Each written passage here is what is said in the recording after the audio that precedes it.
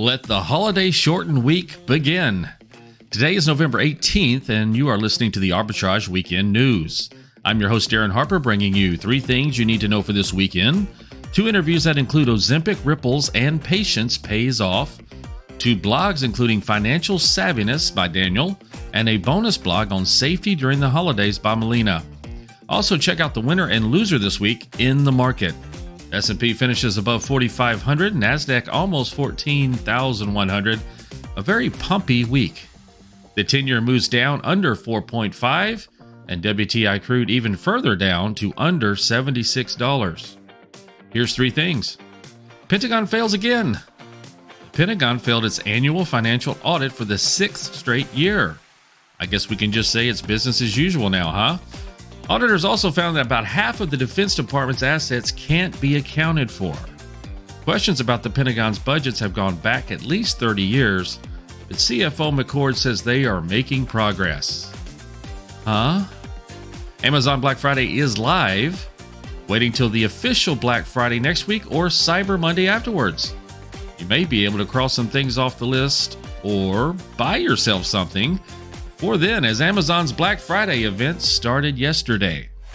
Here are the bigs for next week. Nothing really going on Monday of note, but Tuesday, existing home sales and FOMC minutes. And the biggie, the NVIDIA ER. Will we see a huge run up again, or will it come back down to earth? Wednesday's the busiest day for big things. UK fall forecast statement, US core durable goods orders, initial jobless claims, crude oil inventories, and more FOMC minutes. Thursday is eat your heart out and enjoy some football. Now, when we open back up on Friday, we've got German GDP and US Global Services PMI. And don't forget, although it's usually a very light day, the stock market does open for an abridged session, closing at 1 p.m. Eastern Time. Trade while you're sleeping across time zones with Arbitrage Trade Assist. Sign up today at arbitragetrade.com. Arbitrage Trade is your trusted source for business, finance, and tech info. Hi, we're the Goo Goo Dolls. We're fortunate that we can give our daughters everything they need to grow and learn. But not every child can focus on classes and play dates. Nearly 13 million kids in the U.S. face hunger. That's 1 in 6. School lunch might be their only meal each day, and it's heartbreaking to imagine any child going to bed hungry. We're dreaming of a perfect day when kids can smile, play, and just be kids without worrying about where their next meal will come from. Feeding America is working to make that perfect day a reality. Each year, the Feeding America network of food banks rescues billions of pounds of good food that would have gone to waste. That food is given to families and children in need. Being a kid should be about doing things that make an ordinary day extraordinary. Learning to play an instrument, building a sandcastle, hosting tea parties. Hunger should never be an obstacle to growing up. You can help end childhood hunger in your community by visiting feedingamerica.org. Brought to you by Feeding America and the Ad Council. Hi, Caroline. Welcome back to the show. Thank you, Royce. What are we talking about today? We're talking about the economic ripple effects of Ozempic and drugs like it. Okay, say that 3 times fast. No, just kidding. That's a hefty thing. Ozempic. What is Ozempic? So Ozempic is a weight loss drug, also used for diabetes. So drugs like Ozempic, Wegovy, and Mounjaro, they're injections. Okay. And they are part of the GLP-1 antagonists. And so it helps block whatever this GLP-1 is. So it can help suppress appetite and things like that to help. So it tricks your body into thinking you're not hungry. So therefore you don't eat and you lose weight. Yes. Okay. That's part of it. Okay. Yes. Okay. That's a neat idea. So obviously it's going to have an impact on the healthcare system, right? Yes, okay. For sure. A lot of insurance companies are only covering it if you have diabetes. They're not covering it if you just need to lose weight. Okay. So that means your BMI has to be a certain level. Exactly. Okay. Exactly.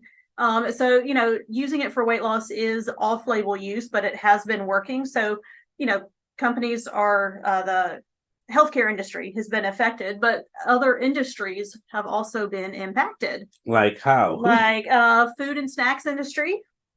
Right? Okay. What, they're putting it in the food now? No. Like Walmart says it's taken a hit on food sales, especially snacks. Oh. ConAgra, which owns Birdseye, Duncan Hines, Marie Callender's, and a bunch of other things, is considering changing its portion sizes to be a little smaller. Oh, wow. Okay. Right. That's a good thing. Right. Kind of like in America, we eat a lot. We eat a lot. Yes, yes. And then clothing brands. If you're losing a bunch of weight, you need to buy more clothes. Okay. Yeah, that's a good thing. So clothing companies could see an increase in sales. In sales. Okay. Yeah. Hey, spring cleaning. Right. I like this. Okay. I like this. Some airlines are already calculating how much having lighter flyers would save them on fuel costs. Okay. That's kind of cool. Right. So this particular article that I read in writing this blog post said if the average airline passenger lost 10 pounds, so everybody loses 10 pounds, okay, it could impact the amount of fuel needed to fly, equating to up to $80 million in annual fuel savings per airline. Oh, wow. All right. That's a lot of money. So each airline saving $80 million just in fuel costs. So any chance we could get a portion of that if we do? If they're like, right. I mean, now I can have 2 carry-ons. An incentive. Right. It's wait, if we're going to save, let me have some of that cash benefit, please. Right. So, we kind of talked about these health companies, but also in the companies that are providing bariatric surgeries. Some of the bariatric surgeries are decreasing because people are using Ozempic instead. So not going under the knife is that's going to be better. Yeah. But then they're also starting to see an increase in orthopedic surgeries like hip and knee replacements because some people are too overweight to have the surgery to help with their knees and hips. And then they lose the weight and then they can have this other surgery. So you're kind of seeing a decrease in one type, increase in another. Wow. Yeah, there are a few more GLP-1s in development that would be a pill instead of an injection. Okay. So they're thinking more people might want to take that. So make sure you're watching Novo Nordisk and Eli Lilly, who makes these drugs. Oh, wow. And if you want to read more about this, please go to our blog at www.arbitragetrade.com/blog. Thank you, Caroline, so much for making it to the show, and we will see you next time. Talk to you next week. I wonder if you know that I want the best for you. I know you're going through a lot. I wonder if you know that the big homie needs help too. He can't just rebound from everything. I know you've been grinding. Let's go. But how long will you fight solo? I wonder if you know that we can get help. I wonder why we waited so long. I'm not wondering anymore. Love, your mind. Let's see how far we can go. Visit loveyourmindtoday.org. It's winners and losers of the week. The loser is Fisker Inc. That's FSR. They specialize in building EVs. The California company reported weaker than expected third quarter numbers and cut forward guidance. FSR closed last Friday at $3.84 and then fell below $2.50 yesterday. And the winner is Gap Inc. It's been a while since we've heard about them. GPS, it's a global apparel retail company which offers clothing, apparel, accessories, and personal care products. I can't resist saying that the stock gapped its way up after its ER. Sorry. No, I'm not. Earning and sales were both down, but analysts forecasted below the results. The gap closed last Friday at $13.41 and shot up to over $18 yesterday. Make sure you tune in during the week for our daily Pick of the Days. The challenges our planet's animals are facing sometimes feel a bit heavy. The animals haven't eaten in a day, 2 days. They haven't drank anything. They're cold, they're dehydrated. As soon as we started our descent, everywhere I could see was mud. Just absolutely mud. The country has been in prolonged drought for so long. It was like a tinderbox waiting to go up. Okay, very heavy. Each of us wants to be part of the solution, and we can be. Remember that there's good happening right now. at home. All right, we were able to get into your unit, and we have all 4 of your cats. So, Okay. And around the world. For any animal in any disaster. So let's focus on that, right? Be part of the solution, one rescue at a time. Search ifa.org/disaster ready. Hi, Darren. Hey, Royce, what are we talking about today? Whether you'd like to be a patient or not. Oh, I have a joke. All right, what's the joke? It's like Let's you hear can it. read my mind. Why did the new clinic have to close? It didn't have any patients? It didn't have enough patients. Yes, all right. Oh, that was so bad. Oh, but hey, that's why we're here. That's an opener. Right? I mean, but patience, not those patients, by the way, but actually having patience. They say it's a virtue. I mean, what impatient people tend to make a whole lot more mistakes, but patient people tend to usually win. Like you've seen the crypto players, they're like, hold. That's patience, right? And then when the market doesn't go your way, do you sell for loss? No, you hold, right? That's and typically they win. They were rewarded recently. Went back up to 37. Yeah, 38. what is that? October? What did you call it? October. October. Yes, that's what they call it. So October ended, and then November went. Yes. How did that happen? They were patient. Yes. Yeah, they were patient, right? And like what is it in Karate Kid? Oh yeah, wax on, wax off. I thought you were going to teach me karate. I am teaching you karate. That's right. You just didn't realize it. Didn't realize it, right? And even in relationships and in like almost everything that you do, even if you're learning how to play an instrument, it takes a lot of patience and practice to get there, or even running a marathon. So it's nothing is done quickly and is as rewarding. You have to basically earn your stripes, rites of passage, right? It's so tough in today's society too, because everybody is give it to me now. Oh, come on. Don't say that. I when I have to have my, food from here, I go, hey, Uber, give me that right now. That's right. Right? And least amount of effort, and it's coming directly to my door, right? Exactly. And I think a lot of people get into that pattern of constantly getting what they want, but then they lose the value and getting what they want, right? Because it's like, okay, how much time did it take me to make that? None. Do you enjoy the food as much? I was told that basically when you eat food that's made by someone you care about, you like it way more because you care about them. And that's because there's time and effort and care that goes into it. Like, and would you rather a present that's made by your daughter or son, or would you rather a present that, they just go to buy in the store? Here's a gift card, Dad. The amount of patience and the time that goes in helps basically make the experience that much better. That's right. There is a old Swahili proverb. A Swahili proverb. Which I'm going to pull out. Okay, now you're digging deep. All right. Well, let's hear this. My great-great-grandfather would... No, I'm just kidding. Patience attracts happiness.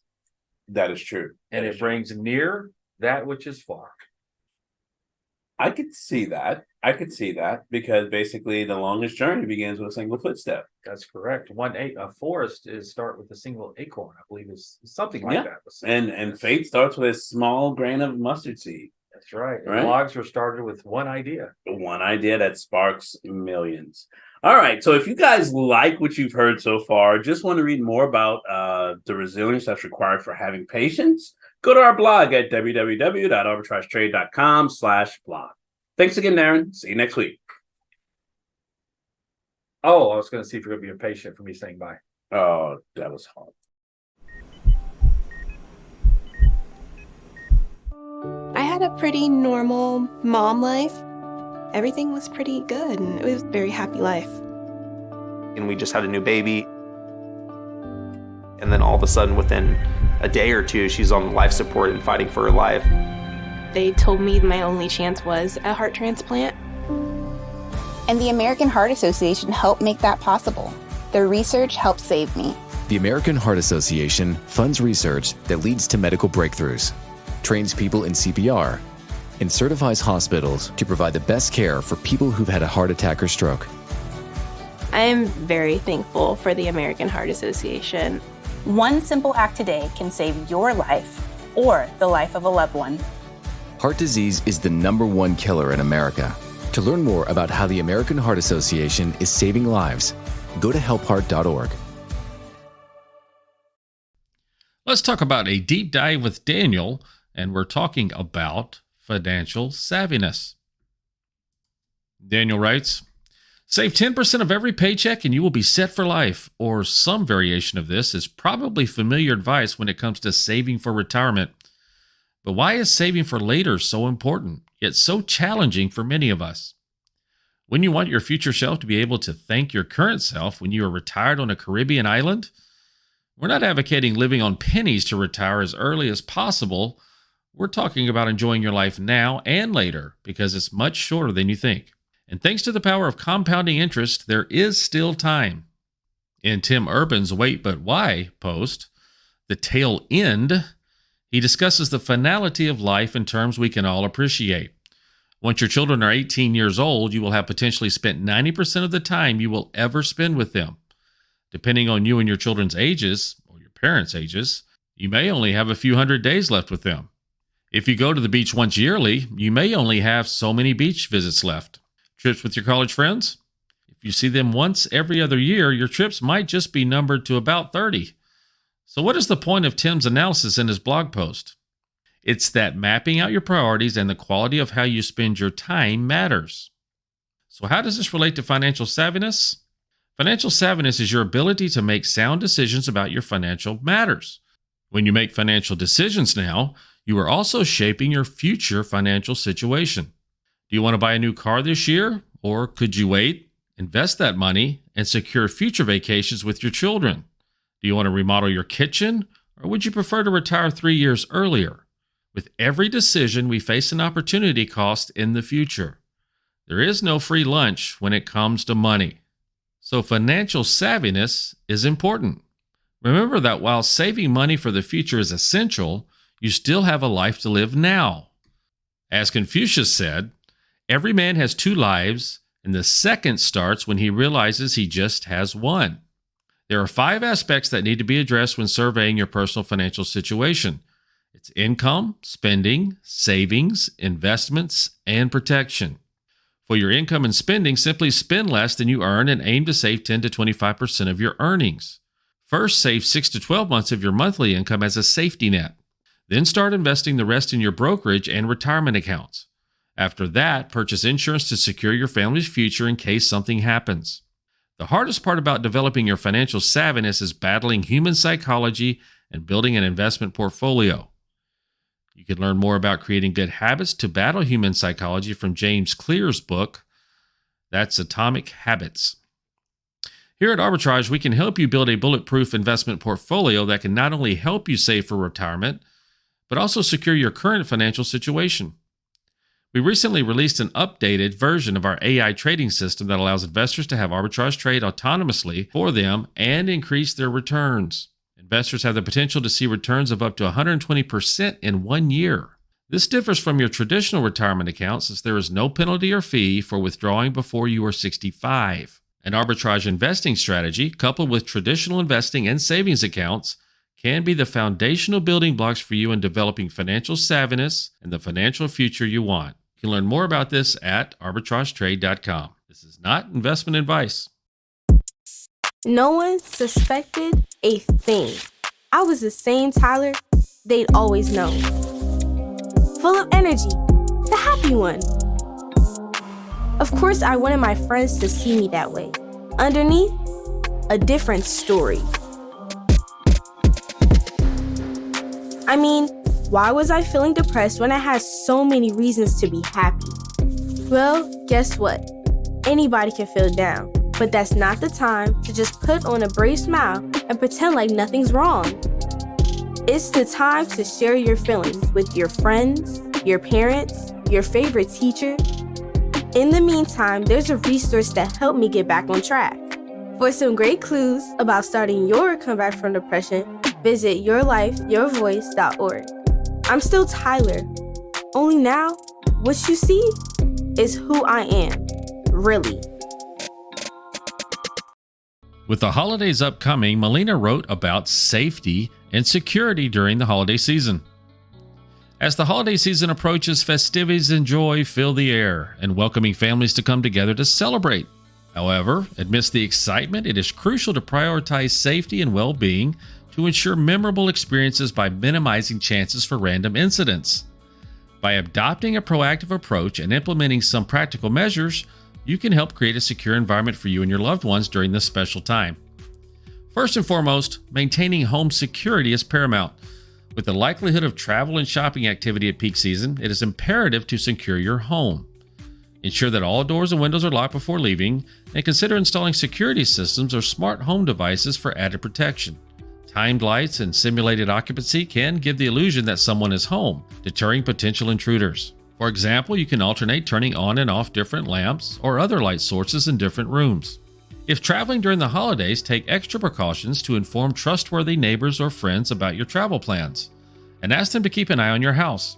Avoid broadcasting your absence on social media platforms, as this information can be exploited by individuals with malicious intent. When it comes to shopping for gifts and groceries, exercise vigilance. Be aware of your surroundings in parking lots and shopping areas, and park in well-lit, populated areas. One routine Melina attempts to always maintain is to not look at my phone while walking to my car in a parking lot or parking garage. Another one of her safety reminders is to stow it, don't show it. Keep personal belongings secure and out of sight inside your vehicle, and be cautious of pickpockets in crowded places. If possible, shop during daylight hours and utilize the buddy system, especially in unfamiliar areas. Travel safety is essential whether driving or flying. Ensure that your vehicle is well maintained and equipped for winter conditions if applicable. Keep an ice scraper readily available for unexpected icy conditions, drinking water, a first aid kit, and extra blankets inside of your car, just in case of an emergency. Plan your travel agenda in advance and share your itinerary with someone you trust.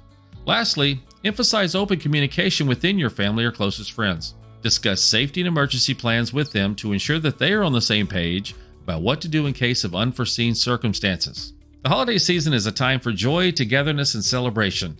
With clear and open communication, being vigilant, and by practicing risk prevention measures, you can help create and promote a safer and happy environment for yourself and for your family during the holiday season. Now get out there and get those deals. Thank you for joining us today for another edition of Arbitrage Weekend News.